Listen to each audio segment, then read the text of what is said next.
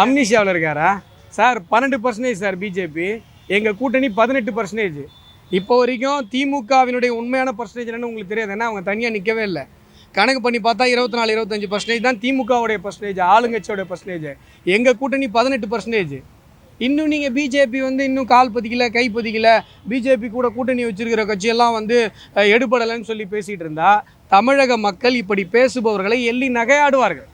அதை முதல்ல புரிஞ்சுக்கணும். ஏன்னா டேட்டா பேசுது. 12% is not a easy joke.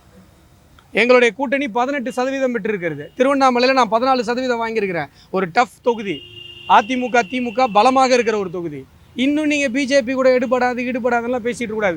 Vijay கட்சியோட பர்சன்டேஜ் என்ன அவர் சொல்லுங்கள்.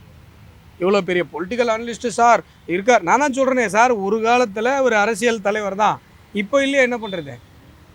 ஆகையால் விஜய் கட்சி ஒரு முறை அவங்க எலெக்ஷனில் நின்னாதான் அவங்க பர்சன்டேஜ் என்னன்னு தெரியும். பட் நாங்கள் ஏற்கனவே ப்ரூவ் பண்ணிவிட்டு களத்தில் நின்றுட்டுருக்கோம். எங்கள் 2 பேரும் கம்பேர் பண்ணி பேசுகிறது முதல்ல தப்பு.